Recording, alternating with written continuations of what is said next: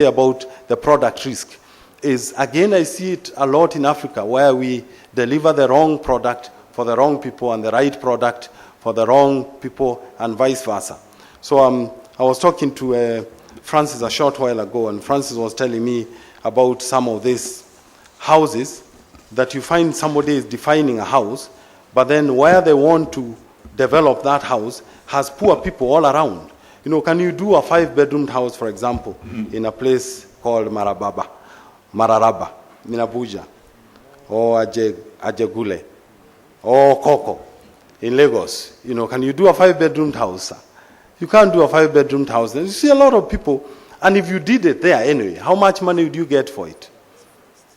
You know, or let me use a car as an example. So if you took your 2018 Range Rover and put it in Mararaba, what quotation will you be getting for that 2018 Range Rover seated there? And you put it in the best car market there, and you write for sale.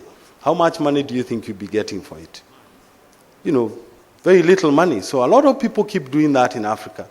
Building houses that should be built in one area, they build it in another area, because sometimes they just want to show off. It's an ego problem. Or building in houses that are very, very poor, low-quality houses in very wealthy suburbs. And then, again, we find that it hasn't been occupied for 15 years, and we are like, why are they not occupying this house and it's so cheap? It is because you build it in the wrong place. So a lot of these risks, Nish, as a housing society, are some of the risks you have to look at.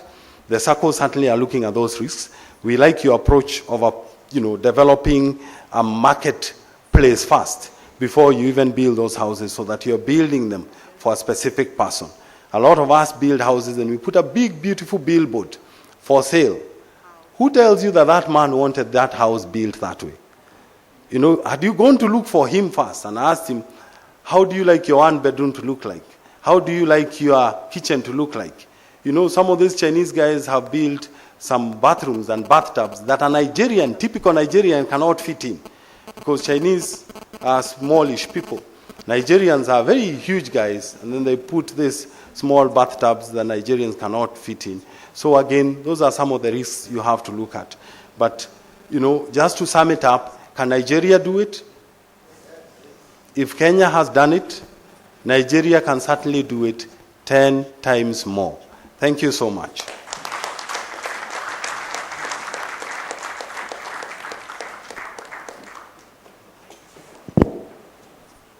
If Kenya can do it, Nigeria can do it even twice more, if not quadruple more. I'd like us to please applaud him one more time. Thank you very much. Because the presentation of our former permanent representative to the United Nations is I'll actually just set the tone for the discussions. But let me, first of all, invite very quickly Mr. David Ndegwa, Managing Director of Property Dynamics, Kenya, to please come forward, share your experience with us, and perhaps, who knows, we could hit the ground running in partnership with you from today. Can we please welcome him to the podium with a resounding applause?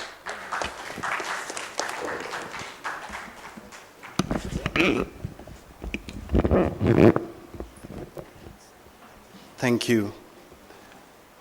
The chairman, all protocols observed, distinguished ladies and gentlemen, thank you so much. I am here today as a continuation of what we started a year ago with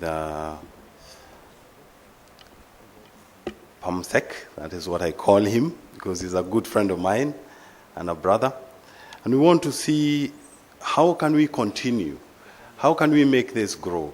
You know, Simon said, you've taken a first step. Now this is the second step. How do we take the third and the fourth and the fifth and the sixth and the 1,000th?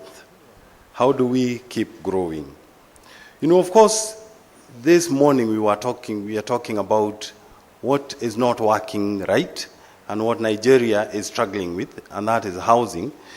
But I think it is also important to just remind you, as a foreigner, as a Kenyan, of what you have done right, what we admire you for, what we know Nigeria for, so that if you know where you've come from, then you can believe in where you're going, and you can be able to achieve the dream that you have at hand.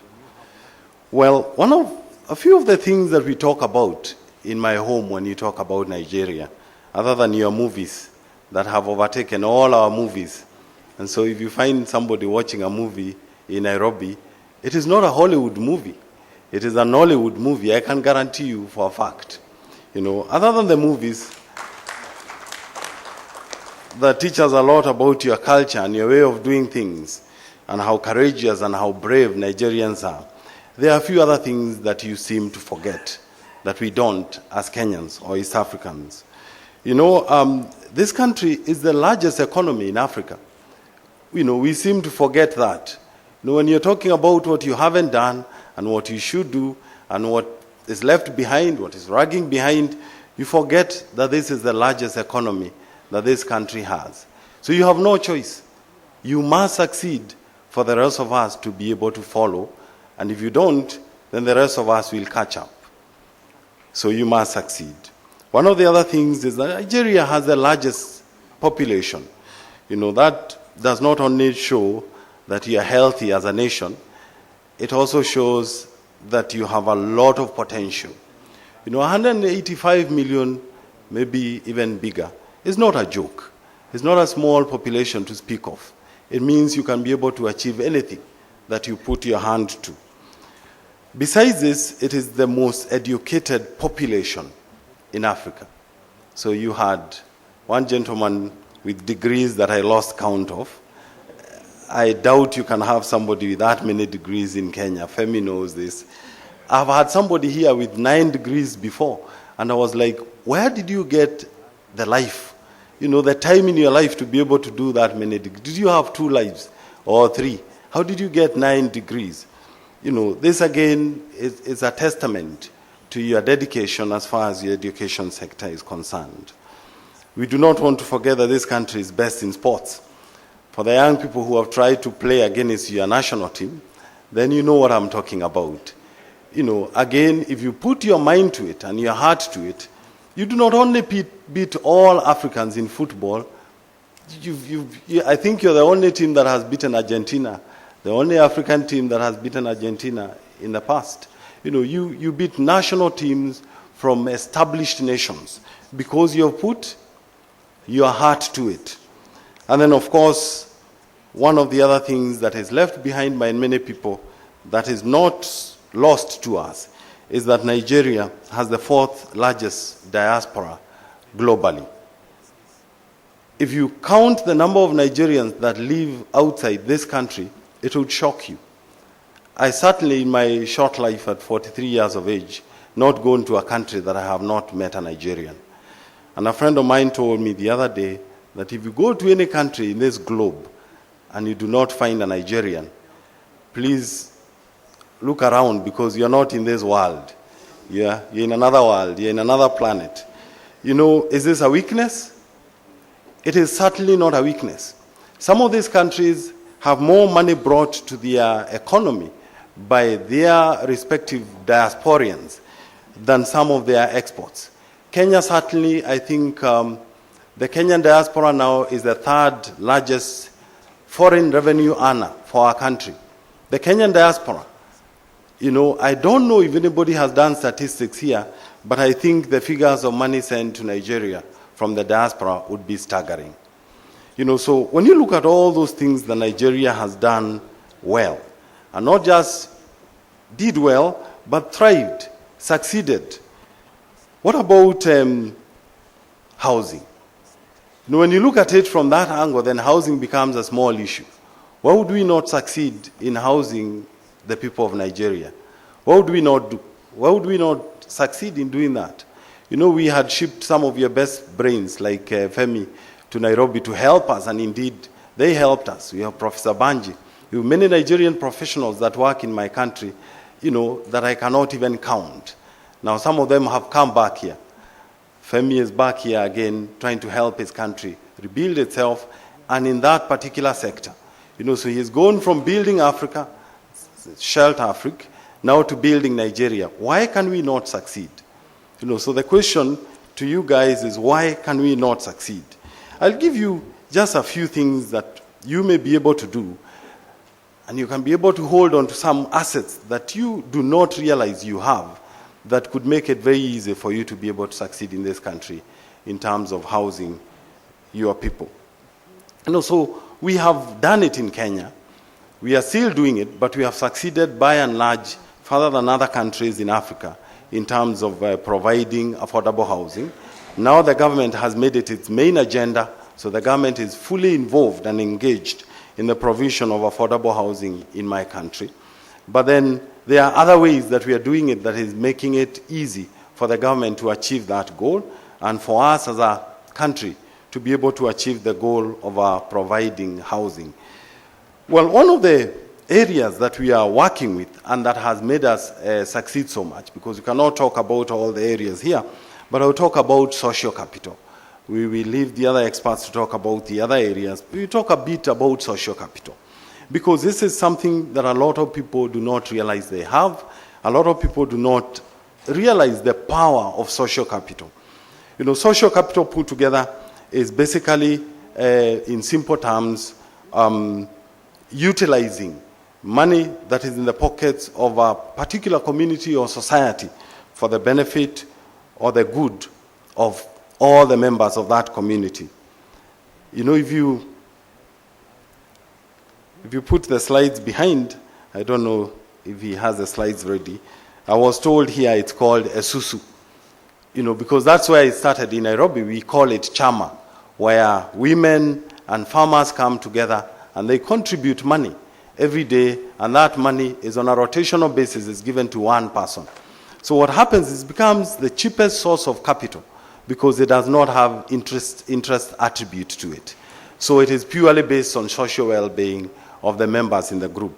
So money is contributed by individual members of the group, and is given to one person.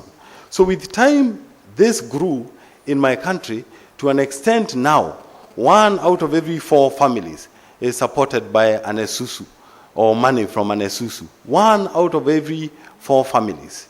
Because at some point in some villages, the men became drunkards. And so they drank so much, they forgot their families. But then Esusu members, or women that put themselves in a group, I don't know why it succeeds more in Nairobi with women. I don't know if it is the same story here. But somebody told me the other day in Nairobi is because the men Esusus or the men Chamas meet in a bar. And so once they contribute all the money, then they have drunk more than they have contributed, and they have to pay the bill. And then the women meet in social settings. And so with time, this became very, very serious. And so they were able to form the SACCOs or cooperatives, what we commonly call SACCOs in my country. That is also here, talking to PAMSEC and talking to a few other people, I have realized that Nigeria indeed has very, very serious SACCOs. But now, what has happened with the SACCOs in Kenya? Over time, they became so serious, they became corporate, they became the largest SACCOs in Africa.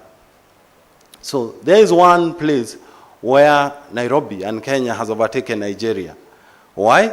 And that's why I'm saying, if you do not keep growing, if you do not keep utilizing your resources, then others catch up. Is it that they started earlier than Nigerian?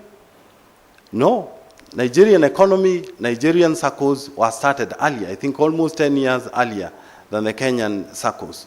But over time, because they put their emphasis on it, they grew it, they developed it, the government put effort in growing the cooperatives in Kenya became the biggest in Africa.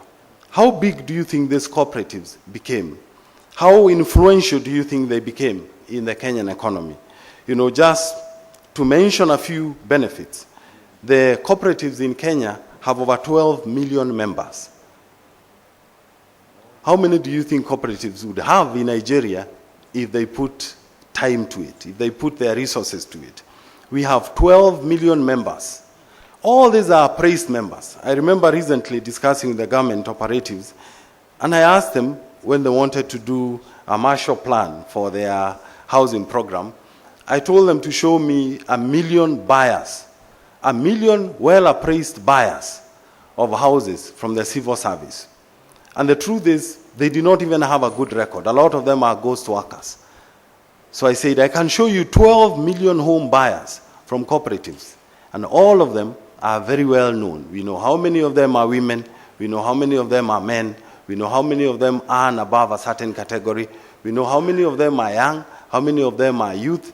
You know, all these are members that anybody or any financial institution can be able to use to grow as a platform to develop any product that they want to develop.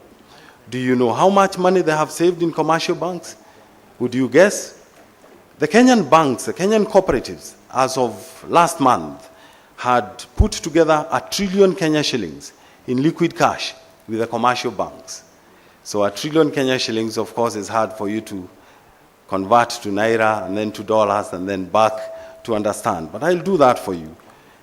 It is $10 billion worth of commercial money, social capital, patient money that has been put together in liquid cash in the commercial banks. What do the commercial banks do with this money?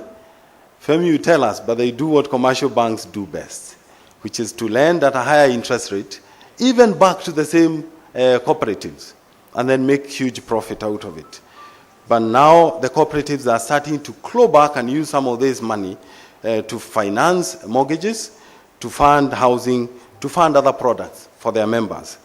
The mortgage situation in Kenya is not any better than the mortgage situation here. The mortgage statistics for last year, and I think this year, is about 24,000 mortgages successfully delivered to the citizenry. I think here the last I checked was 30-something thousand mortgages successfully delivered by commercial banks to their members.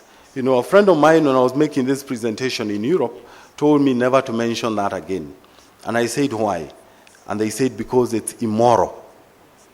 You cannot be talking about a country, in Kenya, for example, 45 million people, population, and 24,000 mortgages. Now, I do not want to mention the figures in Nigeria, unless I say it quietly to your ear. Because you have 185 million people. You know, you cannot be talking about those low levels of mortgages. It shows something is not right. So we may be doing it right in terms of sports. We may be doing it right in terms of other things, petroleum production and other things. We may be doing it right in terms of other areas, but we are certainly not doing it right as far as housing is concerned. So can social capital help? With the statistics that I have given you, social capital can indeed help. One of the guys that I was talking to, describing social capital, said it is predicted or predicated on a platform of a few who work together can achieve more than many who strive alone. Few who work together, even just a few of you, 10, 20 of you working together, you can achieve more than many who strive alone. So one person striving alone and you count them and they are 100. 5 people working together can achieve more than 100 people, each working alone or striving alone. Another statement that I have had very close to this is, you know, if you want to go far, or if you want to walk far, if you want to walk fast, walk alone. If you want to go far, walk with others. So in Kenya, we have proven this to be true. So all people around the world are coming to Kenya to find out, how did these circles work? So while the cooperatives came together so that they can be able to micro-lend to each other, they have achieved other things that they were not even planning in the very beginning. So eradication of poverty, because it's very hard to find these 12 million members of circles being referred to as poor. They are no longer poor. Why are they not poor? Because if only one of you in a group has money, can the other person call himself poor? Because your money in a group becomes mine. My money in a group becomes yours. So we can lift ourselves out of poverty. And certainly, housing is an area that they have gotten into that is helping these organizations work together so well. So one of the other things that I want, or perhaps to drive this point home, maybe is to give you a small story that I gave it last time, and I can repeat it now. You know, we called it Acres of Diamonds, if you can remember. And if you can go to the page that shows an old man, if you have the slides, or maybe they are missing, so I'll just talk about it. So this is an acre told, a story told of a man that owned 100 acres of land in South Africa. Many years ago, I wasn't born, but I became a recipient of this story. And this old man, his land was barren, so he spent a lot of time going around his land. His children had grown up and gone. He'd been suffering of poverty and a lot of issues. And he was tired, and he thought, I am going to die in this land because I cannot grow anything because this land is just barren. Every time I walk from one corner to the other, I just see pieces of stones and small shrubs. It's really a barren piece of land. I cannot be able to help myself. I cannot help anybody with this piece of land. And then there were stories that were simmering through that some places in South Africa they had found diamonds. And everybody who laid their hands on that stone called a diamond became a wealthy man instantly. And so this old man decided to sell his land for the little money that he could get, pack his belongings, and go down south to go and look for diamonds. And so, as the story goes, he sold his land for peanuts. In Nairobi, we say if you sold your land for nothing, then you have sold it for peanuts. So he sold his land for peanuts. And sure enough, packed his belongings, went down south to look for gold and diamonds that had been found. And so he was looking for this gold and diamond everywhere. And what happened? Did he find the gold and the diamonds? As the story goes, because of his age, he couldn't even dig with a shovel anywhere. And so with time, he died a broken man, and he had nothing to show for it. So the gentleman that bought his land was looking at it every day and wondering, what can I do with it? Can I reclaim it? Can I dig a borehole, perhaps, and find some water? Can I fence it? Can I put some wildlife? Can I grow some plants, maybe that grow in the desert? So every day he's walking around this 100-acre piece of land, and he comes across a shimmering stone one morning. And so from the smiles on your faces, I can tell you know the end of this story. So the shimmering stone was eventually found or discovered to be a diamond. And so the guy realized that there is some assets on this piece of land, and he went to the experts. They were able to strike a deal, and it became, at that time, one of the largest sources of diamonds in South Africa. And so that man became a success. He became a wealthy man. What happened to the real owner of the land? He died poor. So what is the moral of the story? You sometimes can spend your entire life looking for what is just in your hands. You can go around everywhere looking and looking and looking, and what you are really looking for is just in your hands. I have seen that across this continent. And we spend a lot of time looking for things. You know, sometimes I hear people coming to Nairobi, foreigners coming to give us money, donor funding, everybody coming, and then the citizenry now starts talking about donor funding. Until we get to a point where we are so over-dependent on this donor funding, we are waiting for it to an extent that now it starts feeding us. And then when you ask these guys what they are doing in Africa, and they tell you what they are doing in Africa and how much money they are making from Africa, from our resources, from our education, from our knowledge, from our organization, from our land, you get shocked. You know, some of these statistics, I wouldn't even say them publicly, otherwise they'll become political. But they are shocking.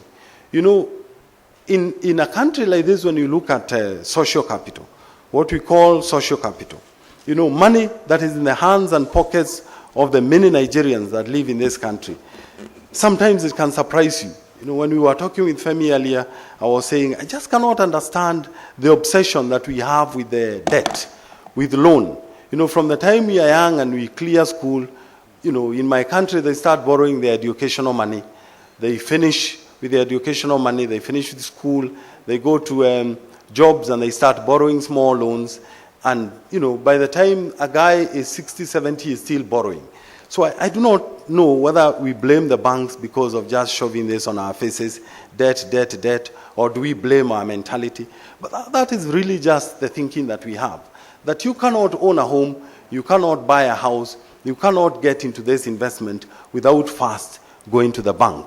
And sometimes we forget that banks are not necessarily, and we know we have bankers here, and some of these things will not make them happy, but banks are not necessarily the best of our friends. You know, we have to go to the banks when we have generated something ourselves. One of the questions that the bankers would ask you is, do you have collateral? In my country, they ask you, do you have bank statements for the last 6 months? You know, sometimes I ask myself, if I had a house or collateral, would I be coming to you to ask for money? You know, it simply does not make sense. And one of the things that I have seen, Kenyans doing is queuing in these banks to be able to borrow money at very high interest rates. Some of the people that I asked, did you get the offer letter? They're like, yes. It is like you won some lottery just because you got an offer letter. Did you sign it? Yes. I signed it at the bank and left it with the banker. So he never even had time to go through the paperwork to see what does the bank say. Some of the things that the bank say in some of those contracts is the punitive interest if you do not pay, that normally double or triple when you are supposed to pay on the 4th and you pay on the 5th. So you find people, age of my fathers, who have been paying loans for so many years and have never really become wealthy. And the number of people that have lost their assets and property and things in Kenya, I mean, it's astounding. It's shocking. So I always say, why is it that as Africans, we want first to jump to the bank and borrow money? Of course, banks in Europe and other places work differently. I have seen banks in Europe asking you for your business plan. How does your business plan look like? You know, sit here and talk to the committee and tell us how your business plan looks like. I've seen banks in Europe asking for your credit history. You know, what is your credit worthy like? You know, are you somebody that can be trusted? And that you can find by digging deep into the history of this guy when they went to school and the rest. And I have seen banks in Europe giving people money who did not own a bank account. You know, because once the banks, the business plan makes sense, the survey and the business survey makes sense, the individual is a credible individual, then the bank can take a bit of risk in getting involved in that business with you. In Africa, I don't know, the DNA of our banks is different. And so you see people really suffering. So the question I was asking earlier is, you know, do you think Nigeria as a country has enough social capital? Do you think you can be able to put people together in cooperatives and circles that can be able to lend the government of Nigeria money? Is it possible? You know, in our country, now the cooperatives can lend the government money. We have enough money to give the government for some of these social issues that they have. You know, some of the cooperatives now own a few banks. So the cooperatives are coming together and they are buying the banks. So they are telling them, we don't like the way you are lending us money. We will buy this institution of yours and lend ourselves money. Do you think Nigeria has capacity to do that? So somebody says yes, and I agree with you. You know, when I was seated in my hotel room, I was going through some documentation and discussing with a friend of mine, Francis, seated right there. You know, and Francis was telling me a very interesting story that we came across in your news of this group called MMM, Mavrodi Module Money Box. I don't know if you have heard of it. Triple M. How many of you have heard of MMM? So that I'm not. See, so is everybody here has heard of MMM? Femi, I'm not sure you have heard it. You just came recently. You are a foreigner like me. So, but MMM, Femi, incidentally, was telling, you know, the poor Nigerians, put in a little bit of money here, we can invest together and we can give you a bit of. So it ended up basically becoming like a Ponzi scheme. But what was staggering, what was shocking to me is, you know, when I was reading some of your dailies, like this one saying Vanguard, it says how Nigerians invested over 28.7 billion naira and lost it in crashed MMM. You know, so when you think about it, so I asked Francis, how long has this MMM been in operation? How long have they existed? And Femi, this would shock you. In 6 months. So what did you call the money that MMM stole and took back to Russia? Debt? What did you call it? Equity? This is social capital from Nigerians. Can you imagine if the cooperatives in this country had come together and decided to call the Nigerians and raise the small money that they have in their pockets? So by the time they go to FEMI and go to the banks to borrow money, they have their own money. Can you imagine how different things would be? Can you imagine if all this amount of money was seated with a cooperative or an organization somewhere? You know, this would really change the housing sector in this country. That amount of money was only stolen, again doing the calculations with Francis, from just roughly about 2 million Nigerians.